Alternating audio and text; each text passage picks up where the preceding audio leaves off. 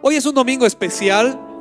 Cada cierto tiempo en la iglesia ocupamos un domingo para hablar y recordar del el precio, el valor, la demanda que es seguir a Cristo como nuestro Señor y Salvador. Y por eso es que hoy el mensaje de la prédica se llama Mi vida por su causa. La palabra de Dios es enorme y penetra cada necesidad, cada momento, cada área de nuestra vida. Pero de tiempo en tiempo es bueno recordar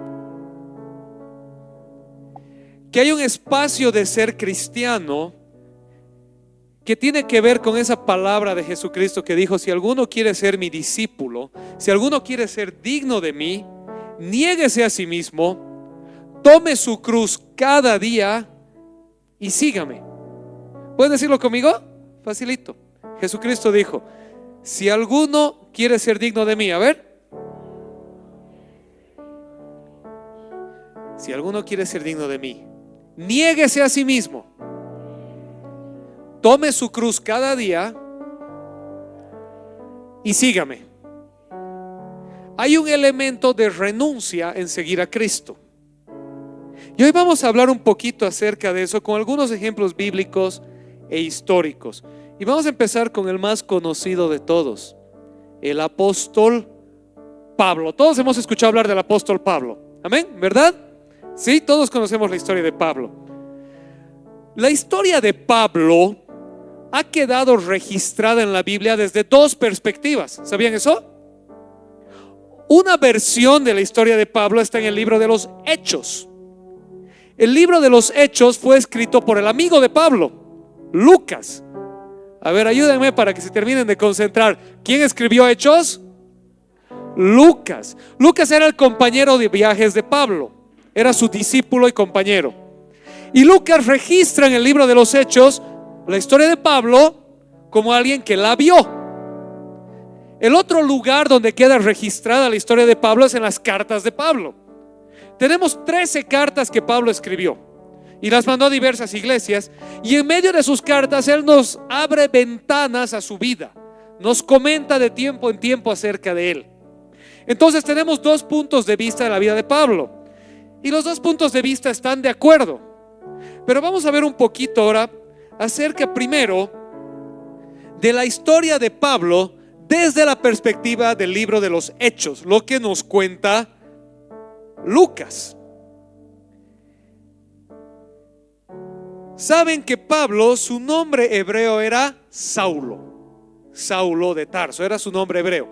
Era muy común en ese tiempo, era muy común que la gente tenía un nombre autóctono y un nombre internacional o griego.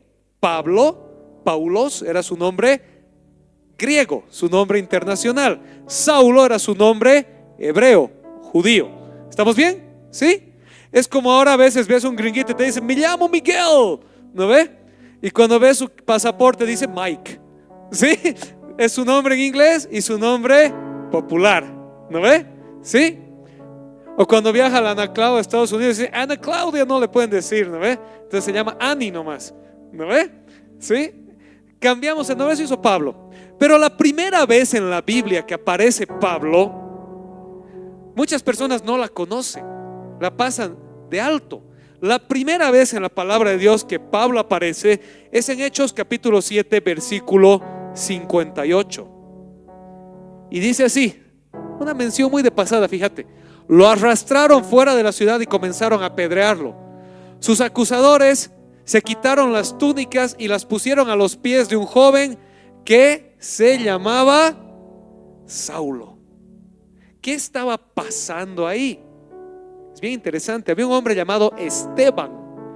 Esteban era un discípulo de Jesús. Esteban era uno de los primeros 7 diáconos que la iglesia escogió para servir a Dios. Y el Sanedrín, la autoridad judía, lo toma preso a Esteban y lo acusa. Y Esteban da defensa del evangelio. Esteban empieza a proclamar el evangelio. Ahí está esa famosa escena en la que cuando lo estaban apedreando a Esteban, él dice: veo los cielos abiertos y al Hijo del Hombre sentado a la diestra del Padre. Y luego dice: Señor, no les tomes en cuenta este pecado. Esteban dice eso acerca de sus apedreadores. Pero bueno, estaba Esteban, lo jalaron a la puerta de la ciudad las autoridades y dijeron: agarren piedras, lo vamos a apedrear por blasfemia. ¿Estamos bien? ¿Te imaginas la escena? ¿Sí? Era un linchamiento. Era un linchamiento, eso es lo que era. Era un linchamiento. Y mientras lo estaban linchando, había un jovencito, un jovenzuelo ahí, parado mirando, feliz, cuidando la ropa de los linchadores. Y este joven se llamaba Saulo.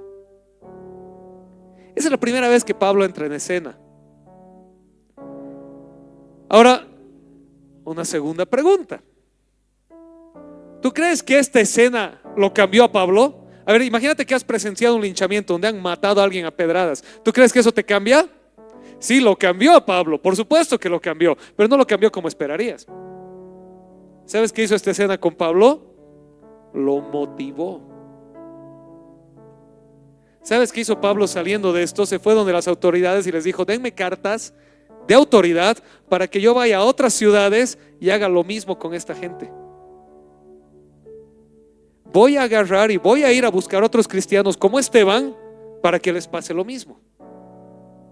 Y empieza a ir en el camino y empieza a arrestar cristianos, a separar mamás de sus hijos, esposos de sus esposas, hijos de sus madres. Y estaba camino a una ciudad que se llama Damasco. Y mientras iba camino a Damasco, este Pablo, bien motivado para llevar a cabo más linchamientos, sucede algo interesante. Y esta es la tercera vez que Pablo aparece en la Biblia. Hechos 9. En el viaje sucedió que al acercarse a Damasco, una luz del cielo relampagueó de repente a su alrededor. Él cayó. ¿Quién es ese? Es Pablo. Él cayó al suelo y oyó una voz que le decía: Saulo, Saulo, ¿por qué me persigues? ¿Quién eres, Señor?, preguntó. Yo soy Jesús, a quien tú persigues, le contestó la voz. Levántate y entra en la ciudad, que allí se te dirá lo que tienes que hacer. Los hombres que viajaban con Saulo se detuvieron atónitos, porque oían la voz, pero no veían a nadie. En medio de su deseo de persecución, camino a Damasco, Jesús se le aparece en persona a Saulo y le dice: Saulo, arreglemos cuentas. ¿Por qué me persigues? Pablo: ¿quién eres? Soy Jesús. A partir de ese momento la vida de Pablo da un vuelco completo. A partir de ese momento, si lees el libro de los Hechos, vas a ver que cada vez más va hablando de Pablo. Hasta este punto el protagonista son Pedro y Juan, algunos otros discípulos. A partir de aquí el protagonista es Pablo en el libro de los Hechos. ¿Qué le pasa a Pablo? Empieza a predicar el evangelio, empieza a contarles a otros acerca que Jesús resucitó, y como resultado de eso empieza él a ser perseguido. Empieza él a recibir el mismo trato que él le daba antes a los cristianos. ¿Me están siguiendo? ¿Sí? Y el libro de los Hechos termina con Pablo en la cárcel. No termina ahí la vida de Pablo. El libro de los Hechos termina y la historia registra que todavía Pablo vivió un tiempo más y acabó muriendo decapitado en Roma. Pero vemos un poco en el libro de los Hechos este hombre, este Saulo, un hombre sanguinario, perseguidor, un hombre totalmente motivado que se encuentra con Jesucristo y su vida da un giro por completo. Veamos qué nos cuenta Pablo. ¿Qué dice Pablo? No vamos a leer todo lo que Pablo dice acerca de Pablo, porque tendríamos que leer 13 cartas. Nos quedaríamos hasta el próximo fin de semana. Nos vamos a enfocar en unita nada más, en Filipenses. Pablo le está hablando a la iglesia en Filipos, una ciudad, y esta iglesia estaba atravesando un momento de tensión interna, de fricción. Había una mini revolución interna en la iglesia. Y Pablo les está hablando de la armonía y la unidad. Les está diciendo que haya en ellos el mismo sentir que hubo en Cristo Jesús, que sean imitadores de Cristo. Y entonces en el capítulo 3 Pablo abre una vez más una ventana a su vida. Y fíjense lo que dice, súper interesante. Filipenses capítulo 3. Yo mismo, está hablando Pablo, tengo motivos para tal confianza. Si cualquier otro cree tener motivos para confiar en esfuerzos humanos, yo más. Circuncidado al 8º día, del pueblo de Israel, de la tribu de Benjamín, hebreo de pura cepa, en cuanto a la interpretación de la ley, fariseo. En cuanto al celo, perseguidor de la iglesia. En cuanto a la justicia que la ley exige, intachable. ¿Qué les está diciendo Pablo a los hermanos en Filipos? Les está diciendo lo siguiente: compañeros, si alguien aquí se va a parar y tiene de qué jactarse, soy yo. Eso dice Pablo. Ante las esferas del mundo, yo lo tengo todo. Soy un tipo exitoso y poderoso. ¿Sí? ¿Estamos acá? La versión de Pablo. La versión que en Hechos nos cuenta, ¿verdad? Ese Saulo que después, imagínate, a ver, haz la prueba, tú anda un ratito a la gobernación aquí, toca la puerta y dile al gobernador: gobernador, dame permiso para que vaya y en tu nombre empiece a arrestar gente. Es decir, oye, ¿quién eres vos, este loco? Al psiquiátrico, ¿no ve? ¿Sí? Para que te atiendan y te den esa autoridad tienes que ser alguien. ¿Me están siguiendo? ¿Sí? O sea, Pablo no era un X. Era un tipo que tenía suficiente muñeca para que la autoridad máxima le dé permiso indiscriminado para ir casa por casa y arrestar gente. Era un tipo poderoso. No solo era poderoso, era un tipo instruido. Había estudiado a los pies del mejor maestro de la época. ¿Sí? Y Pablo les dice eso a la iglesia en Filipos. Les dice: muchachos, si se encuentran, Pablo dice, en la iglesia alguien que viene a sembrar divisiones mostrándoles su currículum, si se trata de currículum, yo tengo uno mejor. A mí me iba bien, pero, ahora fíjense lo que continúa. Me encanta esta palabrita. Sin embargo, a ver, pueden decir conmigo: sin embargo. Sin embargo, fíjense. Sin embargo, todo aquello que para mí era ganancia, ahora lo considero pérdida por causa de Cristo. Todo aquello que me era ganancia, ahora lo considero pérdida por causa de Cristo. Es más, pueden decir es más. Es más, más todavía. Es más, todo lo considero pérdida por razón del incomparable valor de conocer a Cristo Jesús mi Señor. Por Él lo he perdido todo y lo tengo por estiércol a fin de ganar a Cristo y encontrarme unido a Él. No quiero mi propia justicia que procede de la ley, sino la que se obtiene mediante la fe en Cristo. La justicia que procede de Dios, basada en la fe. Y mira, y continúa: lo he perdido todo a fin de conocer a Cristo, experimentar el poder que se manifestó en su resurrección, participar en sus sufrimientos y llegar a ser semejante a Él en su muerte. Así espero alcanzar la resurrección entre los muertos. Qué fuertes palabras, ¿no? ¿Algunas has meditado en ese pasaje? Lo he perdido todo y no estoy resentido. Lo tengo por estiércol, a fin de ganar el conocimiento, a fin de ganar a Cristo Jesús.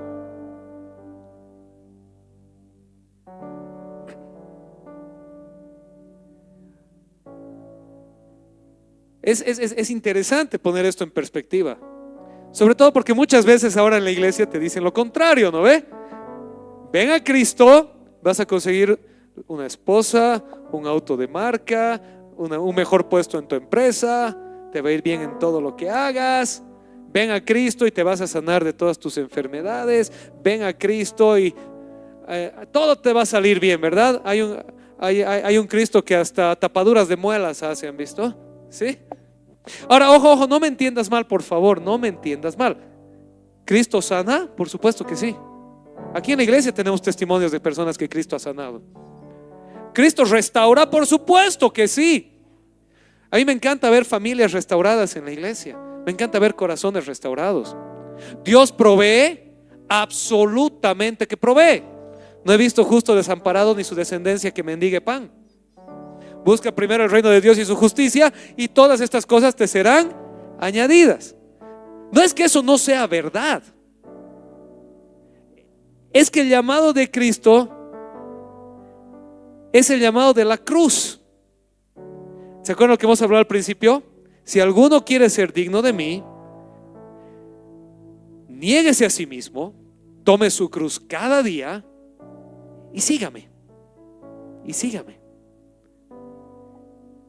Y vemos ese ejemplo en la vida de Pablo. Un tipo que lo tenía todo, menos una cosa. Todo, menos una cosa. A Cristo. A Cristo. Y se encontró con Cristo. Se encontró con Jesús. ¿Y saben qué dijo? Lo voy a perder todo por ganar a Cristo. ¿Estás acá? ¿Sí? Amén. Lo voy a perder todo por ganar a Cristo. Y entonces continúa. Un poquito más de Filipenses, un pedacito más. Continúa así, dice: oye, hermanos, no pienso que yo mismo lo haya logrado ya. Más bien, una cosa hago, olvidando lo que queda atrás y esforzándome por alcanzar lo que está delante, sigo avanzando hacia la meta para ganar el premio que Dios ofrece mediante su llamamiento celestial en Cristo. Así que, escuchen los perfectos, todos debemos tener este modo de pensar, y si en algo piensan de otra forma diferente, Dios les hará ver esto también. En todo caso, vivamos de acuerdo con lo que ya hemos alcanzado. Y termina esto: hermanos, sigan todos mi ejemplo y fíjense en los que se comportan conforme al modelo que les hemos dado. ¿Pueden leer ese versículo conmigo fuerte? A la 1, a las 2 y a las 3.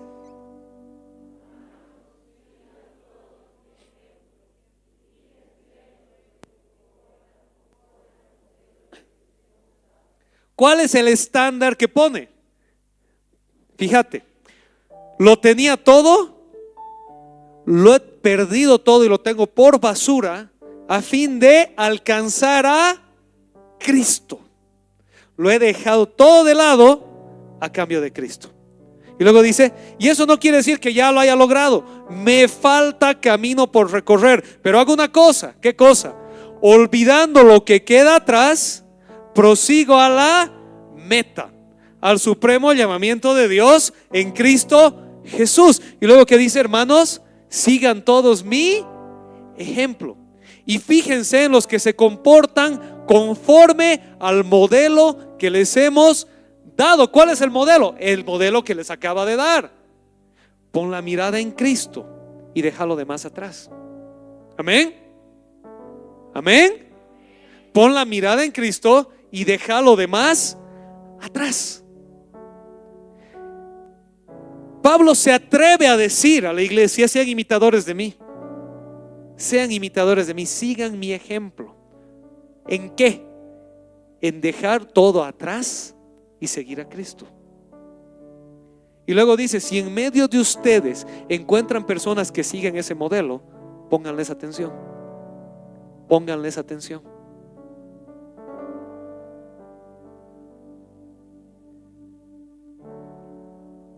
¿En qué resultó esto para Pablo? Bueno, como ya les dije en el libro de los Hechos, hay varias historias, pero hay un pequeño momentito en 2 de Corintios en los que Pablo básicamente resume su experiencia. Vamos a ver si están despiertos. ¿Quieren escuchar el resumen del currículo del apóstol Pablo? Creo que 3 quieren. Nos saltaremos nomás. Ya hemos escuchado su currículum mundano, ¿no ves? ¿Se acuerdan de su currículum mundano? ¿Sí? Judío de judíos, circuncidado al 8º día, fariseo de fariseos, perseguidor de la iglesia, cumplidor de la ley. Ya hemos escuchado su currículum, ¿no ve? Si quieres hacerlo, su currículum cochabambino del siglo XX era, ¿cómo se llama? Se había graduado de la UPB, ¿sí? Estaba en una carrera para alcanzar un alto puesto dentro del Estado. Además era bien seguidor de todos los rituales ancestrales, sabía hacer bien las cosas. Además tocaba guitarra en las peñas folclóricas. Capo era el Pablo, ¿ya? Ese era su currículum mundano. Ahora vamos a ver su currículum como apóstol. ¿Están listos? 2 Corintios 11 dice así: son siervos de Cristo. ¡Qué locura! Yo lo soy más que ellos. He trabajado más arduamente. Ahora vamos, ¿qué ha venido después? He sido encarcelado más veces. He recibido los azotes más severos. He estado en peligro de muerte repetidas veces. Por si acaso, ese es el encabezado del currículum. ¿Seguimos? 5 veces recibí de los judíos los 39 azotes. 5 por 39. 3 veces me golpearon con varas. 1 vez me apedrearon. 3 veces naufragué y pasé un día y una noche como náufrago en alta mar.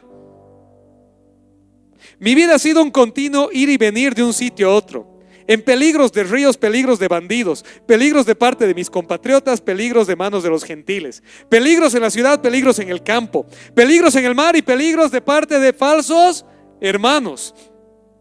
He pasado muchos trabajos y fatigas y muchas veces me he quedado sin dormir. He sufrido hambre y sed y muchas veces me he quedado en ayunas. He sufrido frío y desnudez. Y como si fuera poco, ¿podemos decir eso? A ver, y como si fuera poco. Todo eso es poco, en otras palabras. Todo ese currículum. ¿Qué más? Cada día pesa sobre mí la preocupación por todas las iglesias. Vivo preocupado por ustedes. Mientras me están latigueando, estoy preguntando qué están haciendo los corintios ahora. Mientras me están apedreando, estoy pensando por qué se están peleando los filipenses. Estoy náufrago en el mar y le digo: Dios, estos gálatas otra vez legalistas. Pesa sobre mí la preocupación por las iglesias. Cuando alguien se siente débil, ¿no comparto yo su debilidad? Y cuando a alguien se le hace tropezar, ¿no ardo yo de indignación? Y si me veo obligado a jactarme, me jactaré de mi debilidad. El Dios y Padre del Señor Jesús sea por siempre alabado, sabe que no miento. En Damasco, el gobernador bajo el rey Aretas mandó a que se vigilara la ciudad de los damasenses con el fin de arrestarme. Y continúa. Ese era el currículum apostólico de Pablo. ¿Qué te parece? Toda una ciudad me estaba buscando para arrestarme. Me han azotado, me han apedreado, me han latigueado, he naufragado, me han traicionado, me han robado, he pasado hambre y sigo encima preocupado por ustedes, dice Pablo. ¿Te acuerdas las palabras de Jesús? Si alguno quiere ser digno de mí, niéguese a sí mismo, tome su cruz cada día y sígame. ¿Te acuerdas del ejemplo de Pablo? ¿Sí? ¿Amén? ¿Estamos aquí? ¿Estamos aquí todavía? ¿Sí? O sea, lo que quiero que me entiendas, Jesús fue a la cruz. No era hipotético lo que Jesús decía. Jesús literalmente fue a la cruz. Pero los discípulos de Jesús tampoco lo tomaron como una metáfora. Vivieron la vida de entrega a Jesús. Vivieron la vida de entrega a Jesús. Lo dejaron todo atrás por seguir a Cristo y a un alto precio. Y entonces viene la pregunta: si tanto cuesta, ¿por qué hacerlo? ¿Por qué hacerlo? Hay una respuesta, pero antes de la respuesta me gustan las historias y les voy a contar una historia, es real. Poquito después de que Pablo muere, poquito después de que Juan muere, Juan, el apóstol Juan, es históricamente el último discípulo en morir. Muere más o menos por el año 90, 95. No 1900, ¿no ve? Sino 90, 95. Juan tenía un discípulo en una ciudad que se llamaba Esmirna. Ahora eso está en Turquía. Juan tenía un discípulo en esta ciudad de Esmirna, un changuito, jovencito. Se llamaba Policarpo. ¿Pueden decir ese nombre? Si vas a tener guagua, ya sabes qué ponerle, ¿no ve? Policarpo. Policarpo llegó a ser el obispo de Esmirna, el obispo de esa ciudad, la cabeza de la iglesia en Esmirna. Ya viejito, 86 años tenía Policarpo. Y cuando tenía 86 años, Policarpo lo arrestan. Lo arrestan a Policarpo. Y dice que a los soldados les dio pena a este viejito. Vieron algo en él, era buenito, viejito afable. Y se acerca y dicen: Policarpo, ya eres viejo, hombre, ¿para qué vas a sufrir? Simplemente adora al emperador y te van a perdonar. Aquí está la estatua, dice: sí, él es el Señor. Y morite de viejo tranquilo. Es todo lo que tienes que hacer, Policarpo. ¿Saben qué responde Policarpo? Hay un escrito de la iglesia de Esmirna que se llama El martirio de Policarpo. Ahí está registrado las palabras. Y Policarpo dice lo siguiente. ¿Pueden leerlo conmigo? ¿Sí? 1, 2, 3.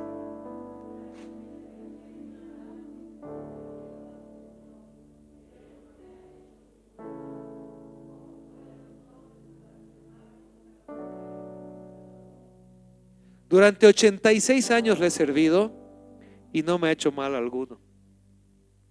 ¿Cómo puedo ahora blasfemar contra mi rey y mi salvador? Y lo que hacen con Policarpo es soltarle las bestias para que se lo coman. Es la segunda generación después de los apóstoles.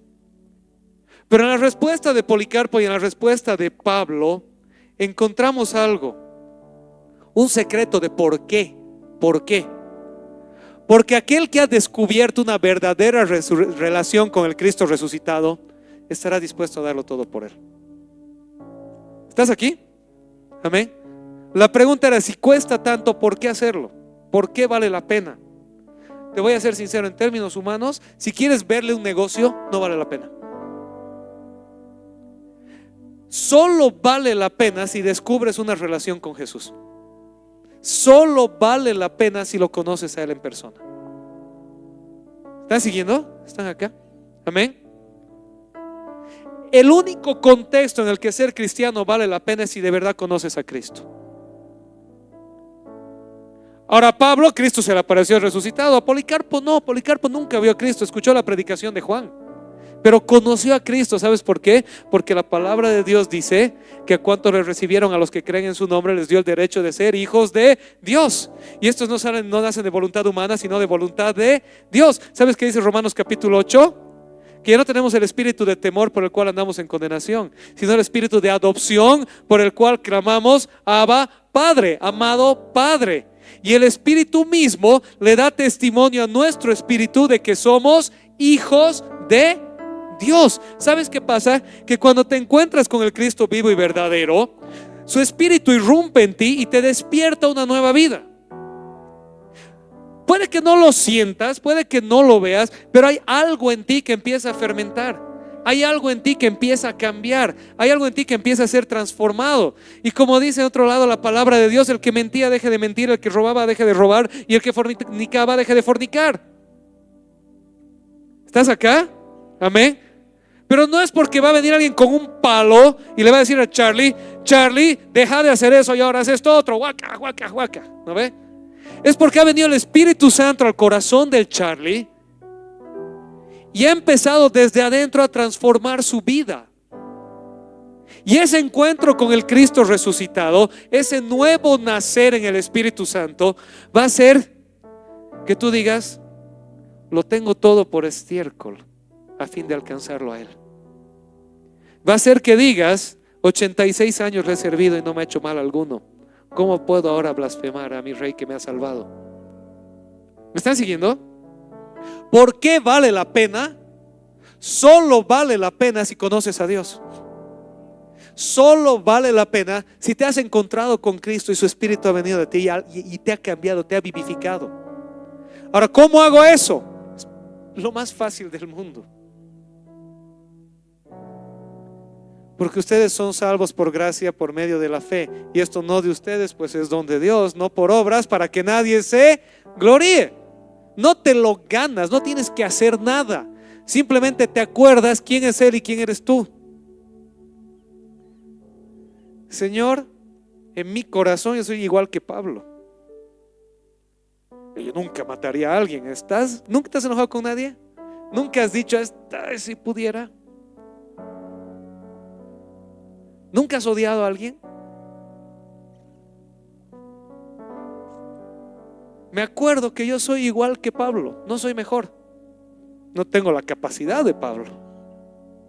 Pero me acuerdo que si Dios pudo llamar a Pablo, también puede llamarme a mí. Amén. Y entonces te acuerdas y le dices, Señor, soy igual que Pablo. Soy terrible. Y así como Pablo necesitaba de ti, yo también. Perdóname esa mi vieja manera de vivir y ayúdame a vivir contigo. Amén. Ayúdame a vivir contigo. Recibime en tus brazos. Ayúdame a poner la mirada en ti, a dejar todo atrás y a caminar hacia ti. Es sencillo, es una cuestión de fe, no de obras, no de esfuerzo. No es un ejercicio mental, es una cuestión de fe. Pero cuando esa fe es genuina, algo en ti se vivifica, cambia y se transforma. Y paso a paso vas a ir diciendo como Pablo, no que ya lo haya alcanzado porque soy consciente de lo mucho que me falta, pero una cosa hago, olvidando lo que queda atrás, prosigo a la meta. Amén. Pero en ese caminar a la meta vas a encontrar luchas. Vas a encontrar luchas. Cuando dejes de mentir, los que vivían de tus mentiras se van a enojar contigo. Cuando dejes de robar, los que vivían de tus robos se van a enojar contigo. Cuando dejes de estafar, se van a enojar contigo. Cuando dejes de fornicar, te van a poner apodos.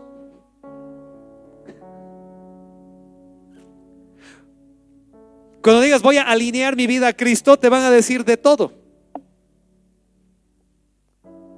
Pero ¿y qué importa? Olvidando lo que queda atrás, prosigo a la meta. Que me pongan apodos. Por lo menos no me han apedreado ni me han latigado 5 veces 39 latigazos, ¿no ve? Hola, ¿están aquí?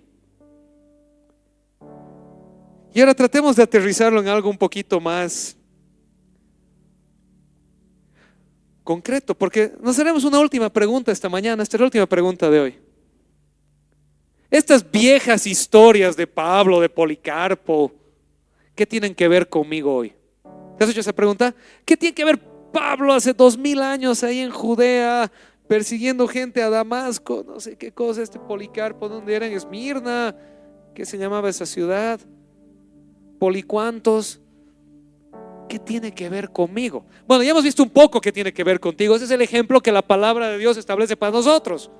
Es el ejemplo, ¿verdad? Sí, Pablo dice, sigan mi ejemplo y tomen en cuenta los que siguen este modelo. No queda otra. ¿Quieres ser cristiano? Este es el modelo. Pero bajaremos un poco más la cosa, porque ¿sabías que el cristianismo es la fe más perseguida en la actualidad? Eso nadie se la sabe. Pero ¿sabías que la fe cristiana sigue siendo hoy la fe más perseguida? Te voy a dar solo unos ejemplos. Solo ejemplos. No son el total. En Nigeria, los islamistas radicales están matando cristianos todos los días desde el año 2000. Más de 62,000 cristianos han sido asesinados en Nigeria. Más de 62,000 cristianos han sido asesinados en Nigeria. Solo en este siglo. No es poco. Y por si acaso no han sido asesinados en el contexto de una guerra. Han sido asesinados por ser cristianos. ¿Lo has visto en las noticias? ¿Has escuchado a la gente en CNN gritando del holocausto en Nigeria? No. ¿Por qué? Porque son cristianos. Si fuera al revés, Si los cristianos nigerianos estuvieran matando 62,000 musulmanes, te aseguro que estarían en las noticias. En Pakistán, las leyes antiblasfemias a favor del Corán hacen de los cristianos presas fáciles del linchamiento y el amedrentamiento. ¿Sabes qué pasó hace 2 años en Pakistán? Había un cristiano exitoso, tenía una empresita. Su vecino musulmán quería la empresa para él. Le dijo: no te la voy a vender. ¿Sabes qué es todo lo que tuvo que hacer? Ir al vecindario y decir: este hombre ha blasfemado el Corán. Por las leyes antiblasfemia en Pakistán, si tú blasfemas el Corán, te pueden matar. Lo han linchado al tipo y el otro se ha hecho de la empresa. Ser cristiano en Pakistán es una pena de muerte. En Egipto, Turquía, Irak, Irán y varios otros países, las minorías cristianas son constantemente perseguidas y desposeídas, a veces hasta la muerte. Un dato curioso. ¿Están acá? Un dato curioso. ¿Qué idioma hablan en Egipto? A ver, ahorita, ¿quién me dice qué idioma hablan en Egipto? Ayúdeme. Sin miedo, ¿qué idioma hablan en Egipto? Árabe, exacto. ¿Qué idioma hablan en Egipto? Árabe. ¿El árabe es el idioma nato de Egipto? No. Egipto fue conquistado por los árabes. Hay un grupo en Egipto que se llaman los coptos. Los coptos son los egipcios originarios. Es una minoría ahora. Los egipcios, Cleopatra, el faraón, los que ves en las películas no eran árabes, eran coptos. No se llamaban coptos en esa época, así se llaman ahora. Eran egipcios en esa época. Y ellos hablan copto. ¿Y sabes qué son ellos? Cristianos. Y de hecho son una de las iglesias más antiguas del mundo. Antiquísimas. Y cada día les queman sus iglesias. En Egipto les queman, los linchan, los patean por ser cristianos. ¿Y está en las noticias? ¿Has escuchado del holocausto copto? ¿Has visto la persecución a los coptos? ¿Has prendido la última vez? No sé, ya no te gusta CNN, ¿cuál te gusta? ¿Univisión? ¿O Telesur? ¿Y has visto un documental sobre el sufrimiento de los coptos en Egipto? No, ¿por qué? Porque son cristianos. En Israel, las minorías cristianas, especialmente árabes, son el grupo más perseguido y menos protegido. El pueblo de Belén, donde nació Jesús, que hasta 1967 tenía un 80% de población cristiana, hoy tiene menos del 10% de población cristiana. ¿Por qué? Porque son cristianos árabes. Y como son árabes, al gobierno de Israel no los va a defender. También porque son cristianos, no tiene interés en defender a los cristianos. Y el gobierno musulmán tampoco tiene interés en defender a los cristianos. Del 80% a menos del 10%. ¿Quieres hablar de un genocidio? ¿Has visto en las noticias a alguien reclamando sobre el destino de los cristianos en Israel? No, no es novedad. ¿Seguimos? En las provincias orientales de la India, este año se han pasado leyes anticonversión que buscan limitar y perseguir a los cristianos. Varias iglesias han sido quemadas, y esto me lo ha contado un misionero de la India en primera persona. Han quemado las iglesias. La India tiene regiones, y en esta región, la región oriental, se han pasado leyes anticonversión. ¿Qué es una ley anticonversión? Que si tú vas y le predicas tu fe a alguien, estás rompiendo la ley. Entonces basta que alguien te acuse y venga y diga: me ha predicado, te pueden arrestar, te pueden desposeer, pueden quemar tu iglesia. ¿Has visto esto en las noticias? ¿Has escuchado sobre la persecución a los cristianos en la India? ¿Hola? No. En Bolivia, hace más de 10 años que el gobierno no otorga personerías jurídicas para que las iglesias puedan funcionar con libertad. No puedes obtener papeles como iglesia en Bolivia.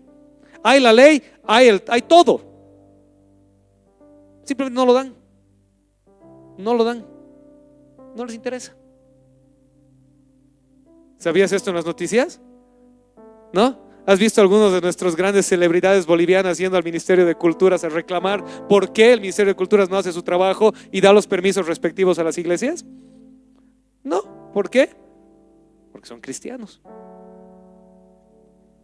Sí ves todos protestando contra los pastores. La lista sigue y sigue y sigue. Y existe persecución violenta, persecución legal y persecución social. Para los que han llegado un poquito tarde, les comenté al principio que cada cierto tiempo en la iglesia, cada cierto tiempo usamos un domingo para recordar este aspecto de la fe. El aspecto en el que la fe cristiana tiene un precio. Casi todo el año tenemos el culto de oración, el culto de alabanza, y hablamos de lo hermoso de la fe, porque la fe es hermosa, no hay cosa más linda. Amén.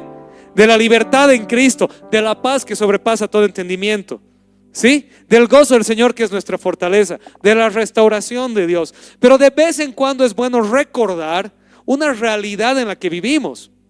El ser cristiano tiene un precio, y no es solamente histórico, es actual hoy. Hoy tiene un precio el ser un discípulo de Cristo.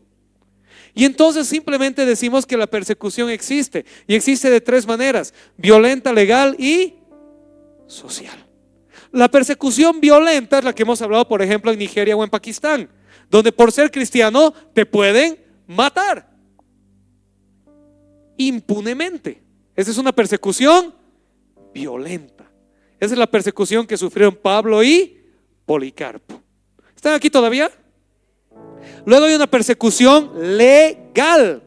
Es la persecución en la que o se impide activamente o se impide pasivamente que la iglesia pueda funcionar. Se empiezan a sacar leyes que quieran limitar la libertad de religión, la libertad de fe, la libertad de conciencia. ¿Estamos aquí? ¿Sí?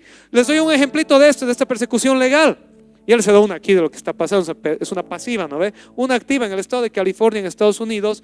La han revertido, pero se quiso sacar una ley que diga que los pastores tenían que abrir sus iglesias para llevar a cabo cualquier tipo de matrimonio que se solicite. Entonces tú sabes que la iglesia tiene su normativa, su reglamento de cómo se lleva adelante un matrimonio, quién se casa y no en la iglesia. Pero entonces ahora en California decían: tú no puedes negarle tu iglesia y tus servicios pastorales a alguien que te los pide. Y entonces contra tu conciencia y tu fe querían obligarte a oficiar algo que no puedes, bajo precio de sanciones, desde multas hasta cárcel. Esa es una persecución legal, y no es la única ni es la última. Cada vez hay más intentos de hacer eso, de decir a la iglesia: tú no puedes hacer lo que la iglesia hace, tienes que hacer lo que nosotros decimos, y si no, contra ti hay sanciones. Y luego viene la persecución social. ¿Cuál es la persecución social? Que se te hacen la burla, que te molestan, que te dejan de hablar, ¿sí? Nos ha tocado bautizar hermanas valientes en la iglesia que decían: me voy a bautizar, mi familia está enojada, mi familia está enojada. Y ha tenido que tomar esa decisión. ¿Sabes qué es lo bonito? Después de un tiempo, su familia, de algunos, ahora vienen a la iglesia. Amén. Pero hay una persecución social, porque ahora eres cristiano, se te hacen la burla, te hacen a un lado, ya no te quieren. Y entonces volvemos a la pregunta: ¿vale la pena? Sí, sí vale la pena. Sí vale la pena, porque tú tienes un tesoro escondido que el mundo no conoce, porque tú tienes una relación con alguien que el mundo no conoce, porque tú tienes un amor que el mundo no conoce, porque tú has visto un Señor que el mundo no ha visto, porque Cristo, tu Señor y Salvador, se te ha acercado y te ha llamado por nombre y te ha dicho: te amo, tus pecados son perdonados, tu eternidad está conmigo, y aunque pases por el valle de sombra de muerte, no temerás mal alguno, porque yo estoy contigo. Amén. Entonces, hermanos, hoy en este domingo especial del año, recordemos esto: sí hay un precio, sea violencia, sea legal o sea social, hay un precio de seguir a Cristo. Pero si lo conoces, ese precio vale la pena. Y si no lo conoces, te invito a que por favor lo conozcas, porque todo lo que ganes y pierdas a Cristo es basura. ¿Para qué te vas a hacer una bóveda de estiércol cuando puedes tener el tesoro del Rey de Reyes? Amén. Frente a la gloria de Cristo, todo lo que ganes que sea sacrificar a Cristo es una bóveda de estiércol.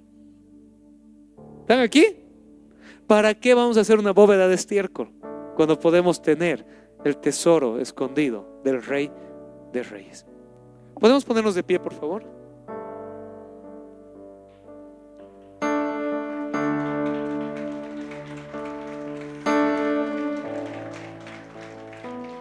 Amén. Que el aplauso sea para el Señor. Y si es para el Señor, lo daremos más fuerte, ¿les parece?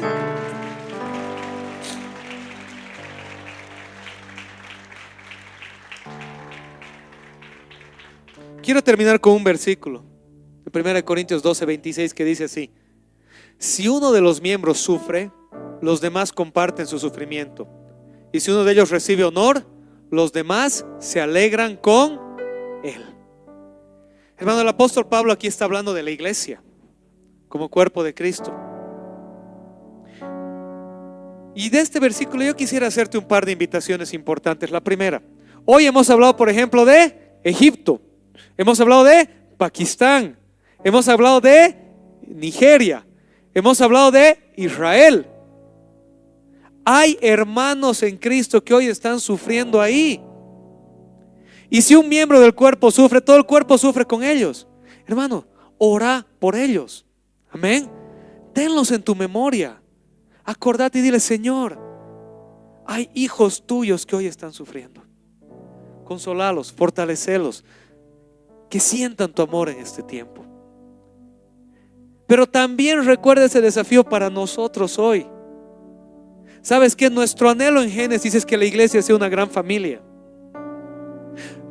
Como toda familia somos imperfecta. Como toda familia a veces en la mesa discutimos. Pero queremos que sea una familia. Queremos que sepas que si estás sufriendo, sufrimos contigo. Que si necesitas oración, consuelo, un abrazo, si estás pasando frío, tienes una iglesia que está aquí para ti. Amén. Tienes una iglesia que está aquí para ti.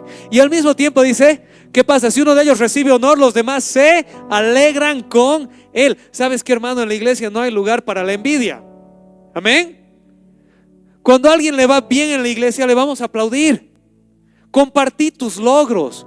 Si te han dado ese trabajo, si has recibido una promoción, si ha sido tu mejor mes de ventas, si el nuevo álbum de la alabanza va a salir al público, alégrate. Amén. Entonces hoy queremos recordar esto. En primer lugar, no hay cosa más valiosa y hermosa que seguir a Cristo, pero tiene un precio y no lo puedes evadir. Si vas a seguir a Cristo, en algún momento va a llegar esa prueba de fe. En segundo lugar, que hay hermanos nuestros hoy que están siendo activamente perseguidos. Y no podemos olvidarnos de ellos. No podemos olvidarnos de ellos. Y en tercer lugar, que somos una familia. No atravieses solo tus circunstancias. Y tampoco festejes solo tus logros. Permitínos ser familia. Amén. ¿Les parece si oramos? Amado Dios, te damos gracias el día de hoy por tu palabra. Hoy hemos hablado un poco, Señor, acerca de ese aspecto de la fe que a veces es desafiante. Ese aspecto de la fe que nos recuerda: si alguno de ustedes quiere ser digno de mí, niéguese a sí mismo, tome su cruz cada día y sígame. Hemos escuchado, Señor, de tu apóstol Pablo. Hemos escuchado de tu siervo Policarpo. Hemos escuchado de nuestros hermanos en el mundo entero que hoy en día toman esta decisión a riesgo de su vida. Y hemos visto de Pablo, Señor, esta hermosa declaración: olvidando lo que queda atrás, prosigo a la meta, por conocer a aquel que me llamó. Hemos escuchado el testimonio de Policarpo que dijo: 86 años le he servido y no me ha hecho mal alguno. ¿Cómo puedo negar a mi Rey que me amó y me salvó? Y día a día escuchamos testimonio tras testimonio de hijos tuyos que dicen: ¿cómo puedo mirar atrás si ya he visto a Cristo? Señor, hoy te pedimos, hoy en el nombre de Jesús, que nos ayudes a tener esa misma mirada, ese mismo corazón de decir: Señor, quiero seguirte. Tengo miedo muchas veces, por ahí caigo, por ahí me equivoco, y si no tengo suficiente fe, pero recuérdanos, Señor, que es por gracia, no por obras. No depende de nosotros, depende de ti. Ayúdanos a ser familia en ti, a orar por nuestros hermanos que están siendo perseguidos, y aquí a estar los unos por los otros en los tiempos de tristeza y en los tiempos de gozo. Te damos gracias, Padre, en el nombre de Jesús. Amén. Wow, qué increíble las cosas que Dios habló hoy a mi vida. Estoy seguro que también en la tuya. Te invito a seguirnos en las redes sociales. Tenemos mucho material para compartir contigo, muchas enseñanzas que están esperando a que tú puedas aprender de ellas. Dios te bendiga y nos vemos el siguiente domingo.